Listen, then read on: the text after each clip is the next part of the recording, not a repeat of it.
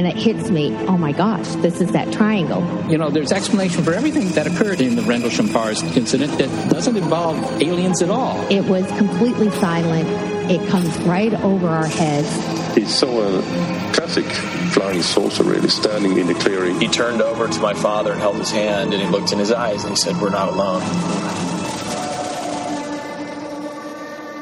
Welcome to Podcast UFO for our live show. We're live every Wednesday at 8 p.m. Eastern Standard Time on the Dark Matter Radio Network. Please remember to visit the website podcastufo.com for past episodes, blogs, and forums. During the show, feel free to participate live in our chat room. And don't forget to like us on our very active Facebook page. Hello, everyone. This is Martin Willis, your host. We have a great show with our guest is the retired Captain Robert Salas, who was there in 1967 during a UFO observation when several nuclear missiles shut down one by one. These were all independently controlled and not connected together. There was no answer that the military could come up with. And of course, guess what? They tried to hide it. So we're going to be talking to him about his testimony. Before that, we have Alejandro Rojas from Open Minds Radio, and he is going to be on talking about the latest UFO events. Well, I'm really excited about this because we're at the year's end, and we have a great contest for you out there. Get a pen and paper, or if you forget anything I'm saying, it'll be in our show notes how to enter. You can win a brand new iPad mini, and I will send that anywhere in the entire world. If it's off planet, it's going to be some extra postage, I'll tell you that. Well, here's what you have to do. You go to Gemmer, which is gemmer.com, GEMR.com. And by the way, Gemmer is a social community for collectors to share, trade, and connect with other collectors. It's a great website and a fun experience. The next step is you need to register. And that is very easy. You can do it through Facebook or Google, or you just sign up through an email address and you need to get a username. Then you need to post something, some sort of a collectible or something, and you can post a whole bunch of things. I did a bunch of art pieces really quickly, real easy, simple, and intuitive. So now your last step is, and you can't forget this or you can't win, you need to take your username and put it in the subject line of an email and send it to contest@gemmer.com. And that, again, it's all right on my website. You can go there if you forgot anything. So it's only going to take you a few minutes. And if you don't win the iPad mini, we are also drawing 5 runner-ups of swag bags with some cool stuff in it. It's really worth your while. Check it out. The site is great. You're going to really enjoy it. And just once again, to win this brand new iPad mini or fun swag bags, go to GEMR.com, register, post as many items as you'd like, send an email to contest@gemmer.com with only your username in the subject line. Alrighty then, and if you've missed the last few shows, I have to fill you in real quickly. The first hour of the show is free to anyone who wants to listen, still in iTunes, Stitcher, and all that. The second part of the show for only $1 a month, which is about 23 cents a week. You can listen to the second hour of the show by going to getjoyride.com/podcastufo. Again, it's right on our website. Check it out. And that is about it. And we are ready to bring Alejandro on. How you doing, Alejandro? I am doing wonderful. How are you, my friend? I'm good. You know what? Next week is Christmas Eve, as I'm sure you're very well aware. Next week is Christmas? It is already. Oh, my gosh. I better start doing some shopping. Yeah. Hey, it's never too late, I say, because, I'm one of those last-minuters myself. But you know what? I got a guest on the show. Can you believe that? And I just pulled it off a couple of days ago. I told him that we didn't have any openings for 6 months. No, I didn't really. But anyway, he was kind enough. It's Frank Fascino, I think it is. How you say his name? I think it's Frank Fascino. Like fresh. Oh, Fresh Fascino. I think Junior so. On the Flatwoods Monster. That's always been an intriguing case to me. Mm-hmm, very much so. Yeah, so he'll be on. So I was excited about that. Because yeah, that'll be cool. I was going to be all by my lonesome next week. And I I don't like that. So I can't. I've had enough technical difficulties lately where I realize that I'm not one of these people that can carry on like Art Bell or someone like for 4 hours by myself with no one talking. Talk about Christmas and... I like Santa. I hope you listeners like Santa, too. That was a pretty darn good imitation of how I'd handle it. So hey, I saw a thing on your Facebook page. That was pretty exciting. Do you want to talk? Are you talking about that, I'm assuming? The Chile thing. Yeah. I am talking about that. Number one on my list for UFO news this week is the Chilean government-sanctioned UFO organization, CEFA, who is, they went to France in October and they met with another government-sanctioned UFO organization. There's not many, but France does have one called JPON. JPON is under CNES, which is France's version of NASA. And Chile, they work under the DGAC, which is kind of their version of the FAA. But there's an organization called the 3AF out there in France, and they're kind of an aeronautics and astronautics association, a society, and they aid France's Japan in the scientific study of UFOs. So Chile CEFA went out there to meet with them, and they signed an agreement where 3AF is now going to help Chile also with their investigation of UFOs. So I think this is really cool and really important. This 3AF is an important organization. They would be most similar to our American Institute of Aeronautics and Astronautics. And this is kind of a society that, everybody in this field, especially people who want to network and be known, join the society where they talk about all of these various things going on, sending things to space, building planes, all of this stuff. So it's a very important organization. It's one of the 4 biggest in Europe of its kind, others being in Germany and the UK and so forth. So it's a really big deal. Now, this 3AF has a committee called the Sigma Group where it's a commission, they call it, that investigates UFOs. And they've been investigating UFOs for a long time. In fact, we wrote a story in 2010 about a report that they had released where they said they agreed with some other high-ranking military officials and such that wrote a report in 1993 called the famous Cometa Report that some of you are aware of, where these officials said UFOs are real and they're very possibly extraterrestrial in origins. And 3AF said, we agree with that. We evaluated a lot of cases and we agree that it's a real phenomena of unknown origins and we can't rule out the extraterrestrial possibility. So it's really cool, really interesting. These are all very important people. We posted some pictures and everything. Leslie Kane is very close to CEFA. She covers their stuff a lot. So we have some quotes from her that she gave to Billy Cox of the Saratoga Herald Tribune. So really cool. I think this is really important. I do too. And, I was going to ask you about Leslie because I know she's been really a strong advocate to make something like this happen in more than one country. And this could be the start of a domino effect of getting other countries to take a really good look at this situation. I hope so. There's been a sort of domino effect in South America where Uruguay created a UFO organization, and then Chile, and then Argentina and Peru. So there's several of them down there, which is really cool. And these are government-sanctioned UFO organizations. Chile has kind of been on the forefront lately in creating these bridges with other organizations around the world. We actually had General Bermudez, who runs CEFA, at the International UFO Congress a few years ago, and he emphasized the importance of reaching out to the international community and building these bonds, and they've been doing that. You just mentioned was it NARCAP with Richard Haynes? Am I thinking of the right? You've got it. Yeah.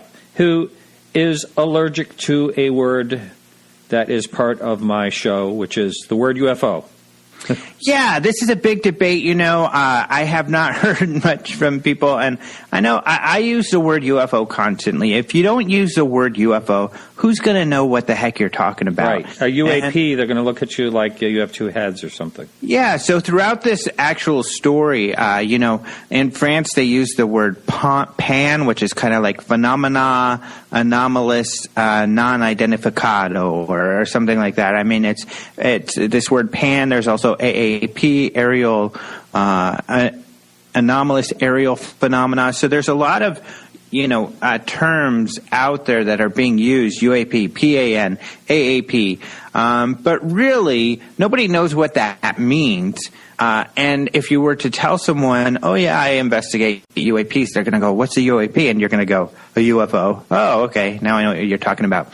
So I know they're trying to get around the baggage of that comes with UFO, but I don't know that that's the way to do it, at least when we're trying to do outreach to the public. They know what UFOs are. I think we just have to demonstrate that UFOs are a credible phenomena, that there's credible research out there, and we got to change that kind of base idea of UFOs. I agree. If they change let's just say tomorrow they change the word to UAP. Well, all of a sudden there's going to be UAP hoaxes.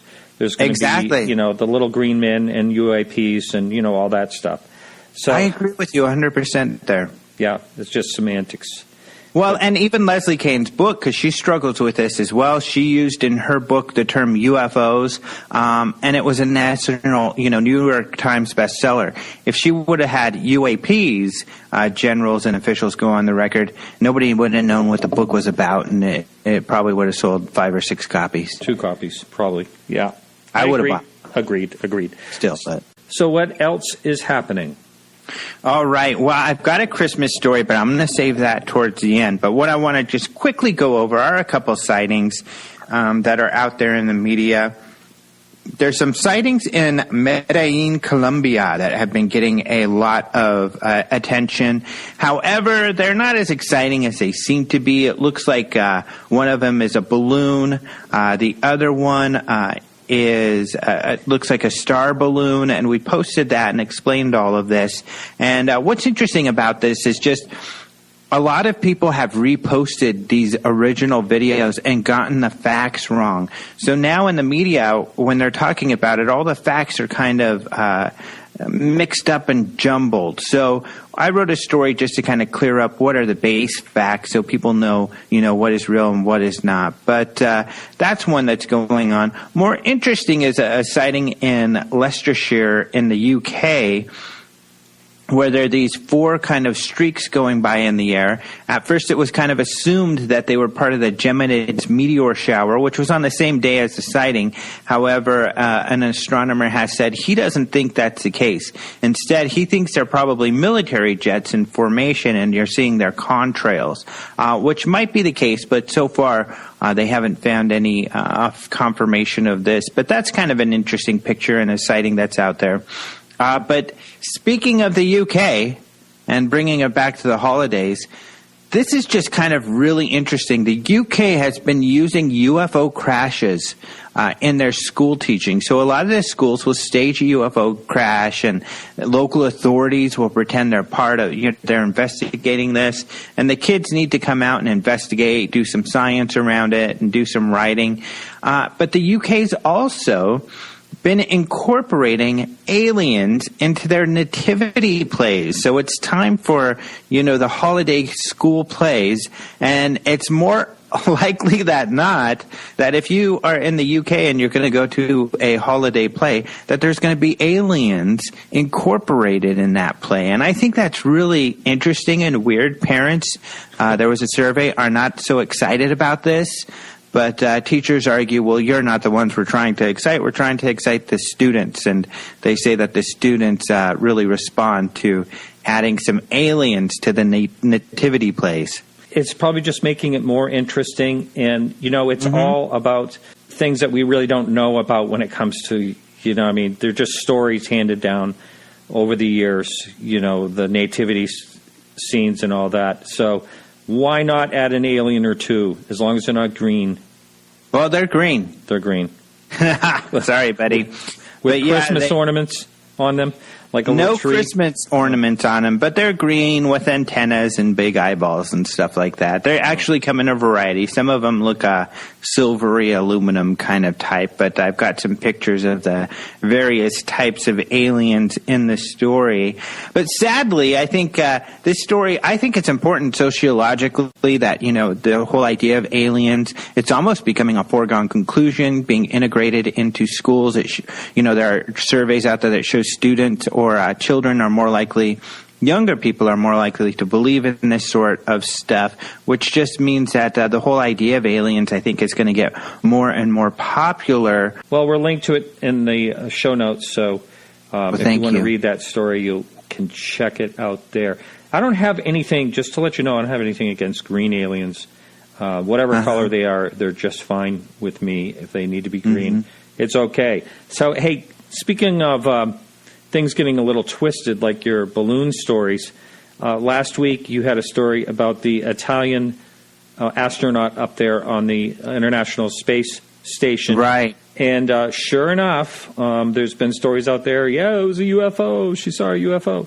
So just like you said, that would probably happen. It happened. I know how these things go, and that's why I try to clear these things up early on. But and it's kind of cool because some people will repost, like the Phoenix Lights hoax thing that went out around a couple weeks ago. Linkatai and others are still out there saying, "No, this one's been busted. Check this story out." Yes. But what can you do, huh? It sure is getting around that one too. You're right. Hey, well, you have yourself a fine day, and thanks so much for the news today. You too. We'll see ya. So hang in there for the music break. We'll be right back with Robert Salas.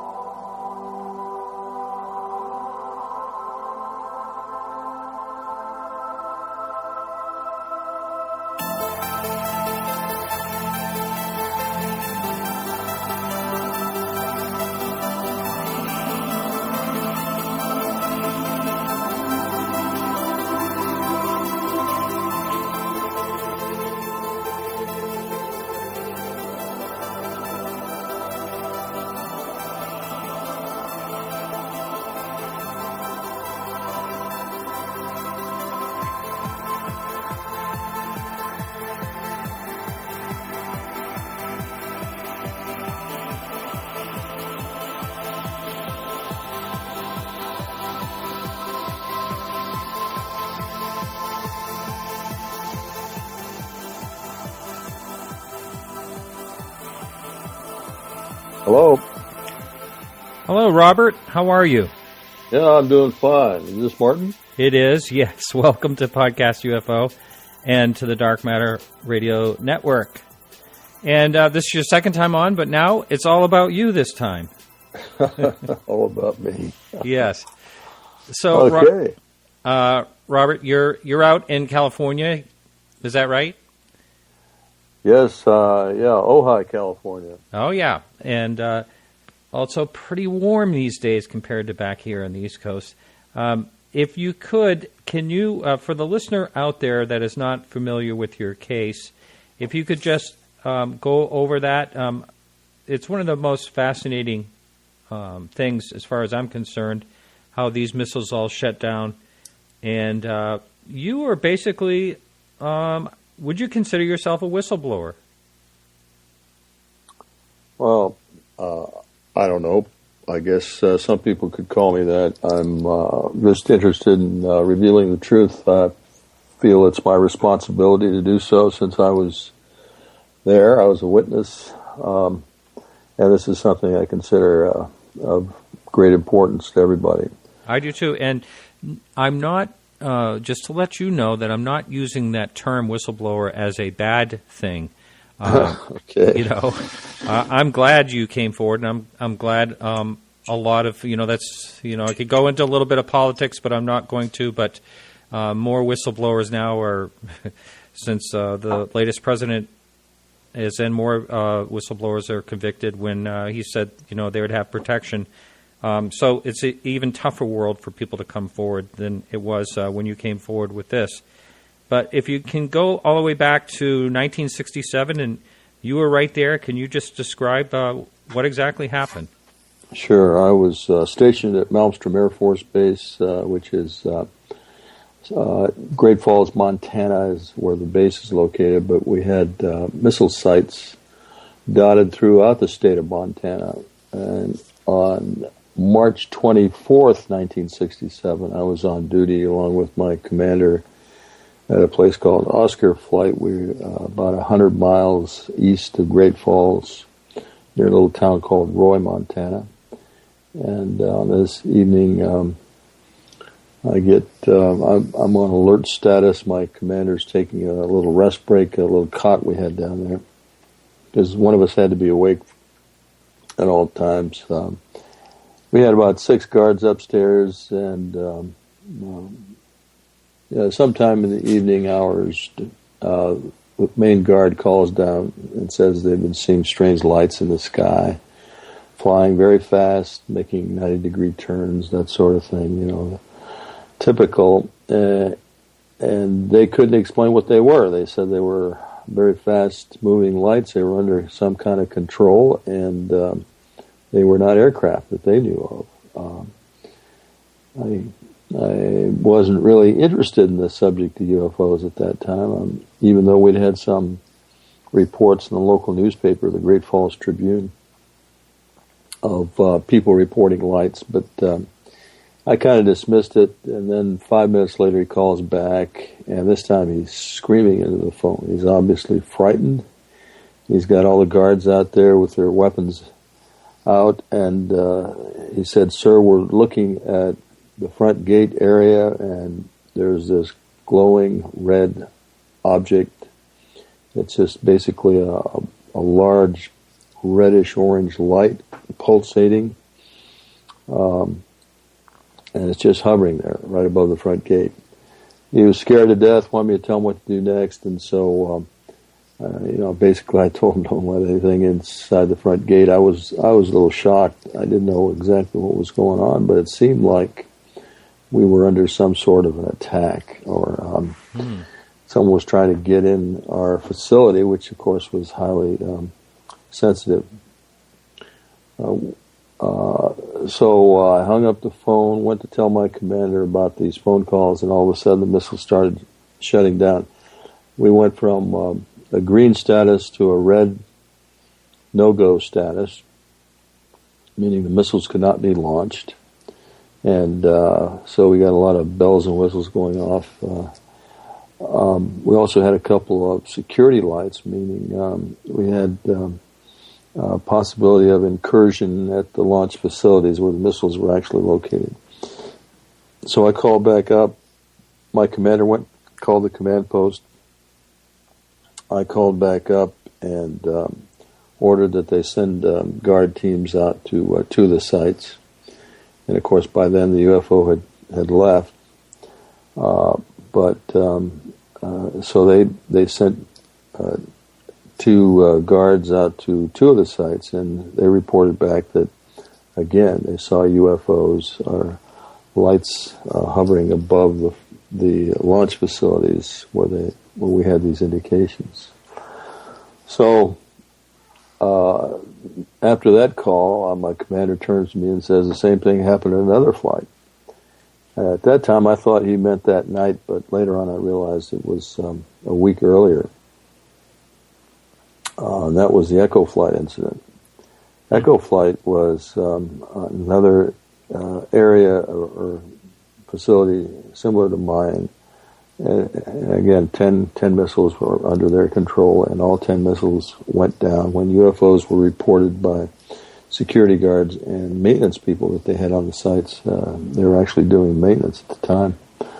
And all 10 of theirs shut down. So that happened about 8 days earlier. Within the span of 8 days, we lost 20 nuclear missiles to UFOs. Amazing. And I've got this well documented. Reading a little bit about it here and there, and, there was a serious investigation. We'll go into that. But when these things are all independently controlled, it's really hard for someone that's going to try to debunk the whole situation to come up with an easy answer for that. I've heard someone try to explain it. Maybe it had something to do with air conditioning or something. I can't remember exactly what it was. What are some of the things you've heard about people trying to knock this thing down? Yeah, well, when I was on the Larry King show, I think this was, some years back, I don't even remember now, they had Bill Nye, the science guy. Oh, yeah. And he claimed he had a little report with him that said that the chiller unit, we had, the equipment we had in the capsule there was air cooled. It had to be cooled because we were actually using, at that time in 1967, some of the equipment we had in there, we were using old-fashioned radio tubes, if you can believe that. And so we did have, it was cool down there. We had air-conditioned equipment. And he claimed that this air chiller unit had failed, but that's not correct. We did not lose power. We did not have a air chiller failure. And as a matter of fact, the Boeing company did a complete investigation. They came back and said that they could find no plausible reason for this to happen. So I'll base it on their investigation. This was Boeing had the major contract for support of the Minuteman I system, and I've been in touch with the team leader, a man by the name of Robert Kaminsky, and I've got that information in my first book, Fated Giant. So, it wasn't any kind of a failure that you can even imagine. Right. We're on, if you're listening live, with Robert Salas. And if you want to jump in our chat room and ask some questions, go to podcastufo.com. Real simple sign in, and you can interact with guests and interact with people on the message board and ask our guests some questions. So, Robert, how long did this take before it actually got out, or did it get out right away, like in local news or something? No, this was a classified incident. In fact, okay. We were relieved the next morning by another crew. First thing I did is I went upstairs and talked to the main guard up there again to see if I can get more information on this. This was fantastic. It was highly, highly unusual. I was stationed there for 3 years as a crew commander, deputy crew commander, and nothing even similar to that ever happened. We didn't lose one missile to an unknown cause like this, much less 10. At any rate, we were helicoptered back, and we were ordered to go to our squadron commander's office, and in there was a member of AFOSI and my squadron commander. I asked if this was some kind of Air Force exercise. I didn't know if the Air Force had somehow did something as a sort of a readiness exercise. But he said absolutely not. He's as white as a sheet. He said he didn't know what the hell had happened. And then the guy from AFOSI shoved this piece of paper in our face and said, "Sign here." And what was this? It was a non-disclosure statement. We were never ever to talk about it to anyone, not even people in the Air Force, our spouses, nobody. And so we signed, and we were, and that was that. We never even got debriefed on the failure mode or anything like that, or the investigations going on. I was there for another 2 years. Nobody ever talked to me about it again. Wow. Now, how long did it take for them to get the missiles that were knocked out active again? About 24 hours, more or less. They had to send maintenance crews out to each missile separately and realign them. They had a specific alignment procedure where the missile had to be oriented properly. in order to accurately track on target. Yeah. Wow. Now, when you were in this, I can't really understand exactly where it is, but I'm guessing that you're below ground level somewhere. Yeah. And so you get this call, and how far away were you at that very time from the gate, approximately? Oh, well, we were 60 feet underground. In order to get upstairs, we would have to take an elevator or climb a steel ladder. But we were not allowed to leave the capsule. We were locked in for 24 hours until relieved by the crew, because obviously if that had been some kind of a terrorist attack, we would have, and opened the huge door we had protecting the capsule, then, we would have been derelict, because they could have had access to nuclear weapons. Right. So we were ordered, that was our standing orders, we were not to leave the capsule unless we were relieved by another crew. All right. So I never saw the object. This was simply reported to me. Mm-hmm. I bet you wish you could have gone up just to take a look. Yeah. Well, yeah, I wish I had, but I couldn't. And from what I understand, in talking to these guys later, they were extremely frightened by the whole affair. Oh, I bet.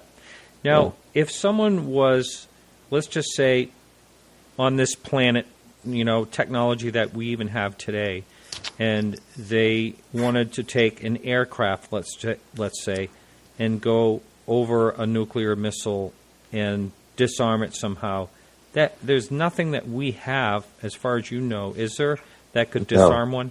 No, absolutely not.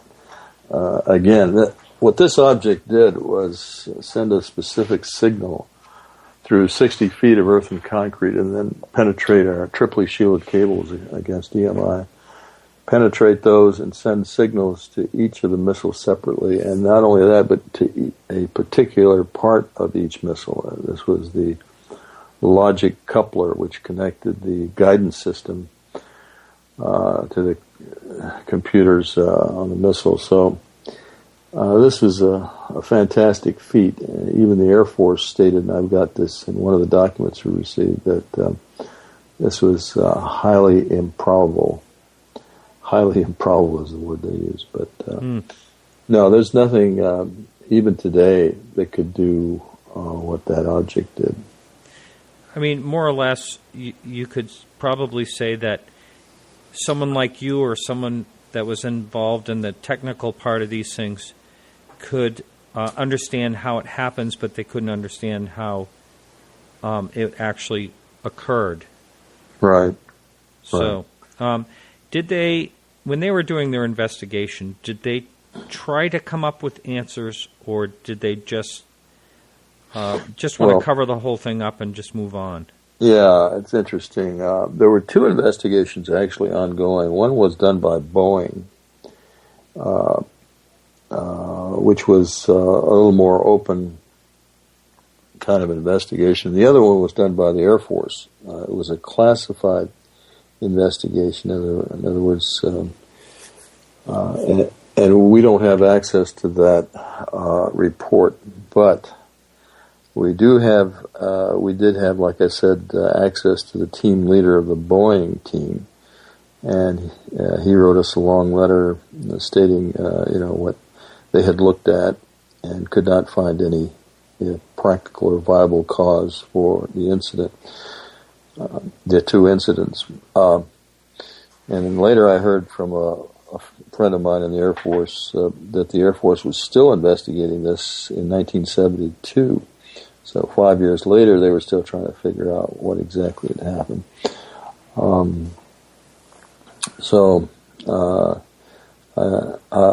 Whether or not the Air Force ever concluded what exactly happened and how it happened, I don't know. It's probably still classified. Right. Now, what was the connection with the event that happened a week earlier? Did they conclude exactly the same thing, or did a different thing type situation shut those warheads down? No, they had the same failure mode, guidance and control system failure. But the documentation we got back had to do with their shutdown, the Echo flight shutdown. Let me just back up a little bit. I remember I didn't talk about this even after I got out of the Air Force. I resigned my commission in 1971, and I went to work in aerospace, mostly in FAA for 22 years, and then in 1994, I happened to be in a bookstore, picked up Above Top Secret by Timothy Good. Happened to turn to page 301 of that book and saw a short paragraph stating that in 1967, Malmstrom Air Force Base, UFO came over and shut down some missiles. Now, that was about it. That's all I read. But as a result of that, I thought, boy, maybe the Air Force declassified this incident, because how else would it wind up in Timothy Good's book? So I took a chance and asked a member of MUFON, an investigator at MUFON, to submit a FOIA request, Freedom of Information Act request, to the Air Force about this flight of missiles going down in 1967. I said, don't mention anything about UFOs, just ask about it, see if we can get some documents on it. And sure enough, the Air Force wrote back, stated that this was still classified. However, since it's been so long, they were going to go ahead and declassify the incident and send us documents. So they started sending us what they had on the Echo flight shutdown. Now, I thought this was my incident, so I started talking about it openly as a UFO event. Because I remember what happened, basically what happened. It took time to remember some of the details, but I thought that's where I was. It turns out I wasn't there. I was at Oscar Flight. I didn't find this out till a couple of years later when I finally got a hold of my commander, Fred Mywald, and he told me that, no, we were not at Echo. We were at Oscar Flight. So that's when I realized that, I was open discussing this already. I'd been on a TV program. I think I'd been on Sightings by then. And so I just had to make a decision I just kept on talking about this. And it's been 20 years now, over almost 20 years, and nobody has ever approached me about not talking about this. But technically, I'm in violation of that non-disclosure statement. Well, a lot of people have clammed up about that, and it's funny. I think I remember something about someone who came forward on the Roswell case because of the same exact thing. They were at a store and saw it in print and said, "Oh, well, I guess that must mean it's declassified now. I can talk about it," and.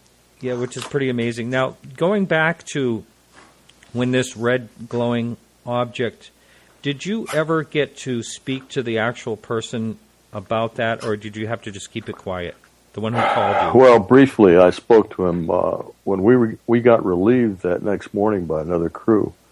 I went upstairs. First thing I did was talk to this guy. He appeared to me as someone who didn't want to talk about it. I think his superiors had already gotten to him and told him to, clam up and not say any more about this. But I was able to get out of him again. Basically, I asked him if there was a structure in that light. He said there was. He could barely see the outline of an oval-shaped structure. But the light was very bright, and it was a pulsating light, about 50 feet. He said it was very large, and it was kind of a rough estimate that it was about 40 or 50 feet, because again it was a glow, basically a glowing reddish-orange light, but he did say that there was something inside the light. There was a structure there. Other than that, he said they were all scared to death. Actually, one of the guards did get injured, but I think he got injured. He cut his hand trying to jump the fence, if you would, because he was so frightened. And we had barbed wire, of course, at the top of the fence. Wow. And he had cut his hand, and he had to be sent back. A lot of these guys were dispersed. I never saw them again. Again, I was there another 2 years. So I never saw these guys again. Really? You mean right away? They were dispersed exactly. right away? They were shipped out to different bases. And the reason they do that is because they don't want them, comparing notes, getting together, and causing trouble. Also, if we can talk, you want to talk about this now, the Con investigation was ongoing at this time. So that was another reason for this big secrecy that they imposed on us. About that at the same time. Now, before we move on from that, did any one of the guards out there consider drawing a gun on this thing, or trying to defend? Actually, I recently got a report from an airman that was there, not at my facility exactly, but he was there at the time, and he knew the guard that had gotten his hand cut, and he thinks that he actually fired his weapon at this object. Of course, to no avail. There was no effect on it, as far as I know. Yeah. Now, there's another incident which I talk about in my book. That's the Ellsworth 1976 incident. And in that case, there were 180 rounds fired at the object. Similar to mine, it hovered over the facility, and the guards just unloaded their weapons on it, and about 180 rounds. And again, to no effect. Didn't impact it one way or the other. I think I'd be more scared after if I fired something at it than I'd be doing anything else. I mean, you just automatically would think that this thing would, just like you see in the movies, send out a laser or something and just fry you right where you are. I mean, if it got here, it definitely has, and it can actually disarm nuclear warheads. That's the last thing I'd do. That's another point. This object could have damaged our equipment, and it did not. There was no damage per se. All it did was send a signal to each of the missiles, upset the guidance system, and disable the missiles. They could not be launched. In a way, I think it also sent a signal to us. That's I've had Robert Hastings on before, and we basically talked about this. I asked him what he thought this was, and do you feel the same way, that this is a message? Yeah, that was my conclusion, that this was simply a message, and the message is get rid of your nuclear weapons, because this has not happened not just at Malmstrom. By the way, it happened at Malmstrom again in 1975. But it's happened at many other bases where the UFO just flies over, maybe shines a beam of light on the weapons storage area where nuclear weapons are held, and flies off. That's what happened at Bentwaters Base in England in 1980. The UFO shone a beam of light in the weapons storage area. It happened at Aviano Air Base in Italy in 1979. UFO comes over, shines a beam of light near the weapons storage area, flies off. It's happened many other times. And I think it's just they're just trying to basically shine a light on our nuclear weapons, and I think the message is get rid of these things. So I go into a great deal in my new book, Unidentified, on the nuclear issue, which is one of my main concerns, and that's nuclear weapons. We can go into that later, I guess. Yeah, we can go back into your book in the second hour, which is coming up in only 15 minutes. You know, the one thing I can never understand. You know, like to say, let's just say they are trying to send us a message, and I can't imagine any other explanation for it. You know, for myself, it just seems like that is the most logical conclusion that I can think of. But you know, I wonder what it would actually take for us to take this whole thing serious. Like, hey, we're getting a message here. If you know, it doesn't seem like it connects to the right people to actually make any changes. And you know, I mean, once these babies are built, it's so hard to reverse what we have going on here as far as being, you know, equipped to kill each other. You know, there was a little bit of disarmament that started. I don't know where that is now. And as a matter of fact, it seems to me that I read something recently that they're going to rebuild a bunch of nuclear weapons to get them back in shape again. What is your, right? You know, I know you were the guy down there on the trigger. What do you think about the arms race in general at this point in your life? Yeah, we're still in a very precarious situation with regard to nuclear weapons. We have 9 nuclear states now, including Pakistan, including India, including North Korea. It's clear that North Korea has actually done nuclear testing, and they do have a nuclear weapon. There's still a lot of weapons-grade material out there that has not been accounted for after this fall of the Soviet Union. There's still a lot of nuclear material out there that could be used to build a dirty bomb. And you can bet that these terrorist organizations are trying to get a hold of that material and actually build a dirty bomb because it could cause havoc in any major city. We did have a New START treaty with Russia, where the U.S. and Russia were going to reduce their nuclear stockpiles to 1,500 weapons, active weapons, and we were going to exchange inspections. And other inspectors were going to inspect our facilities to make sure that happened.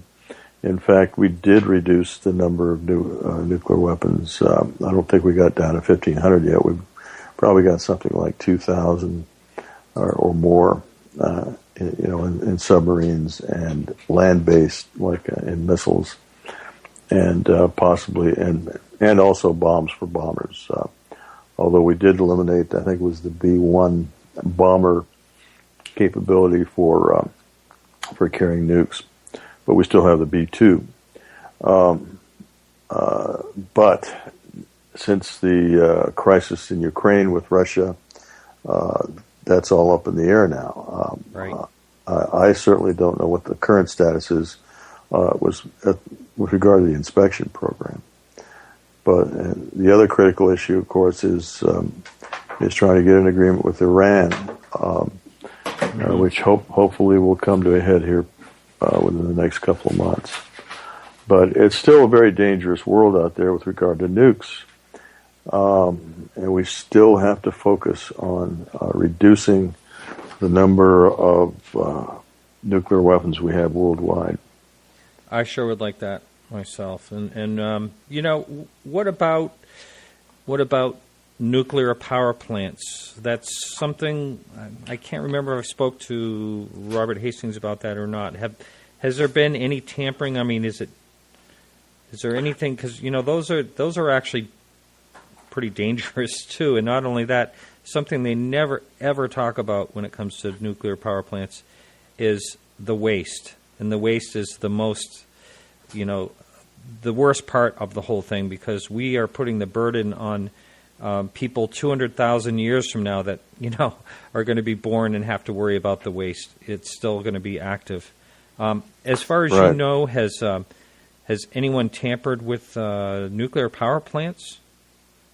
Well, there have been UFO sightings over nuclear power plants. One of the stories I've got in my book goes back to 1945, even before the first nuclear bomb was exploded. UFOs were seen over the Hanford nuclear facility near Hanford, Washington, which was producing plutonium for the first nuclear bombs. And it was chased by chase planes, and that happened a couple of times. That was in 1945. Wow. UFOs were seen over Chernobyl. There was actually an article in Pravda, the Russian newspaper, people witnessing UFOs flying over Chernobyl both before and after the meltdown there at Chernobyl. Very interesting. They know about our nuclear power efforts, and again, this is highly, highly dangerous, as we know from the Fukushima disaster. Right, which still isn't over yet. No, it's still in a disaster. They don't know the entire impact of that yet. Mm-hmm. And it's still not out of the woods as far as being safe and. No, that's right. Yeah. So as far as weapons are concerned, do you know of any other type of weapons that anything has, anyone has reported that has been disarmed as well besides nuclear? I'm not sure what you mean. Okay, sure. What I mean is, say a non-nuclear weapon of mass destruction, if they're like a missile or something. I know there was that one down by in California where they sent up a dummy and was hit by a laser. But as far as you know, is there any other incident similar to that when it's not a nuclear warhead? But I know during the missile testing that they did in the Sandia Range in New Mexico, there were UFO sightings there, and of course these didn't have nuclear warheads, but of course some of them were probably going to be designed for carrying nuclear weapons. But yeah, there were. This was in I believe it was in the 50s. There were many reports of UFOs being seen in the test range where these missiles were being tested. Mm-hmm. Yeah.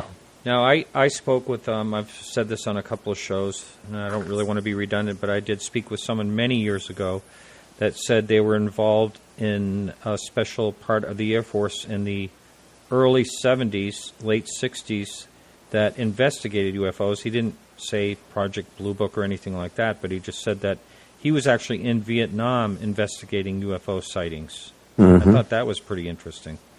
Oh, yeah. There's definitely been sightings in Vietnam. Matter of fact, I think General Brown, I believe his name was, actually confirmed to some of the troops over there that there were indeed UFO sightings over Vietnam. And then I've gotten reports from veterans who had served in Vietnam and actually reported to me that they'd seen them also.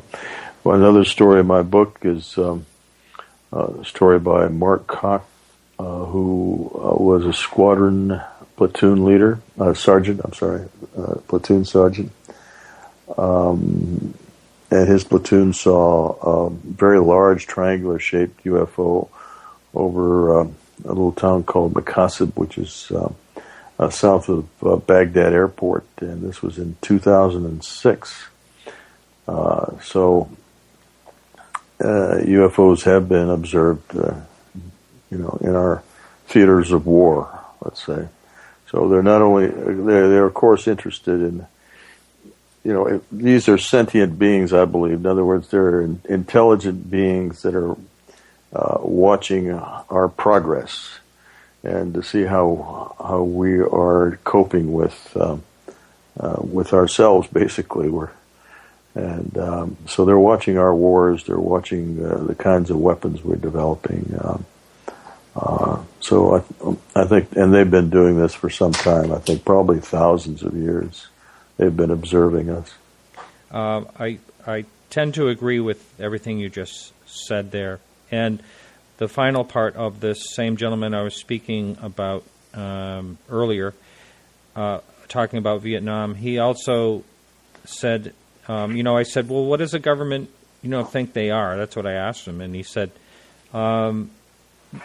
we're more or less a petri dish. I thought that was a very interesting statement.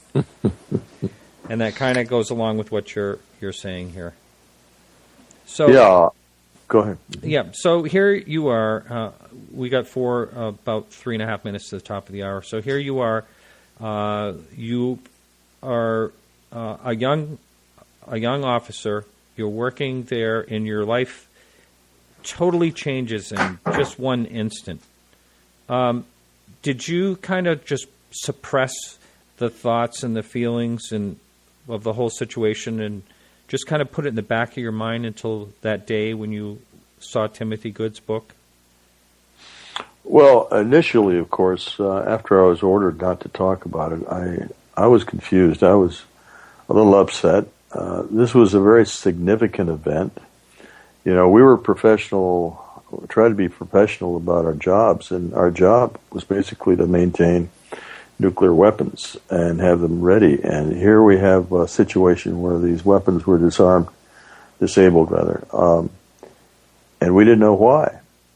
And by the way, we would be briefed every time we went out on alert status as to any problems in the field, any difficulties with the equipment, etc. But we were never, in the next 2 years, debriefed about that. So I was very curious, let's say, initially. But hanging over me was this non-disclosure statement. So gradually and ultimately, I basically tried to put this way back in the back of my mind, because I didn't want to be talking about this in some bar and then, be prosecuted for disclosing classified information.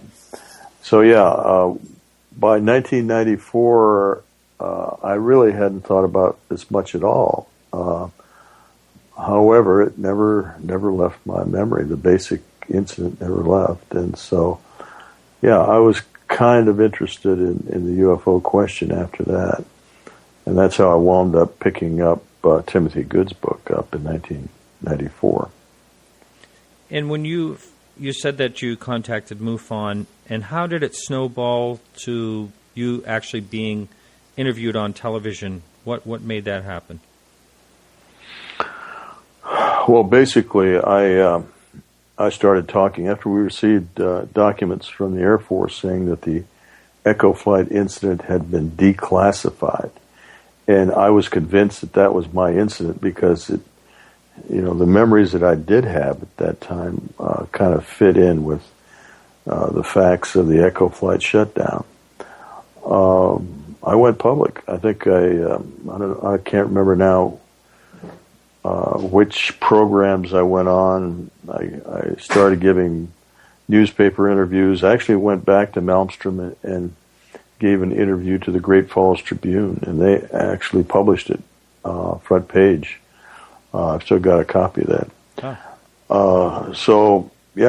I felt that I should talk about this as a UFO event. The Air Force, in the documents they sent us, never claimed that there were any UFOs involved in this, but I knew better, and that's when I started going public. Now, one last question for this part of the show. and that is, did you ever meet Tim Good, and did you ever talk to him about it, where he got his information? Yes, I did meet Tim Good, and we finally figured out where we got the information, and I can go into that if you have time now, or I can wait. Yeah. Let's finish this up so we don't get the first hour people unhappy like last week. So go ahead. Yeah. All right. One of the people that was working at Sylvania at the time of the shutdowns was a man by the name of Ray Fowler, and you may recognize that name. But yes, Fowler had a crew at Malmstrom on the electrical systems, and those people told Fowler that of these shutdowns and that they were UFO events. In fact, one of his crewmen actually saw the UFO. So when the Condon investigation started, Fowler contacted the Condon committee and told them this. And actually, the head investigator for Condon, man by the name of Roy Craig, and we can talk about this more. Talked to Condon, got some details. Condon went ahead and whitewashed this whole thing. And Ray Fowler was so upset with that he decided to give the Christian Science Monitor an interview about the incident. And in 1973, he actually gave an interview to the Christian Science Monitor about the missile shutdowns at Malmstrom, and they published it. Even though Fowler was taking a big risk with his job. But that is how Timothy Good found out about the Echo flight shutdown and published that part of it in his book. It was published in the Christian Science Monitor in 1973. How about that? Well, that's it for the show today. Remember, you can listen to the second hour of the show by becoming a subscriber for as low as $1 per month. All that information is on our website, podcastufo.com. Get Joy Ride is the service. And I got an email from someone this week that said they love the show, but based on principle that I am charging for the second half, they will never come back. So I understand this way of thinking, and but if you would like to listen to the second half, but for some reason you're having trouble with payments or something on getjoyride.com, please let me know so they can address the situation, because they said that they want everything to go smoothly and they will take care of whatever the issues are. So whether it's a credit card type payment or PayPal or there's some other way you would like to pay but can't, please let me know at martin@podcastufo.com. We just want to get these things straightened out. Once again, the contests we have, if you want to win a brand new mini iPad, or iPad mini, I guess they call them, or a fun swag bag full of all kinds of great stuff, just go to gemr.com, GEMR.com, register, post as many things as you'd like, and send an email to contest@gemr.com with only your username in the subject line. All that information is in our show notes. And if you forget this, it's right on podcastufo.com. I want to thank everyone for helping out with the show today. Alejandro Rojas for the news, our guest, Bob Salas, Carrie Lloyd Whitehouse for our music, Peggy Shunning for managing our very busy Facebook page. Remember to like us on Facebook for all the latest UFO news. We have the Flatwoods Monster, Frank Fascino Jr. coming on next week. And you can check back with us live and listen, if you'd like to, every week on the Dark Matter Radio Network, Wednesdays at 8 p.m. to 10 p.m. Eastern Standard Time. This is Martin Willis reminding you to keep your eyes to the sky, and we'll see you.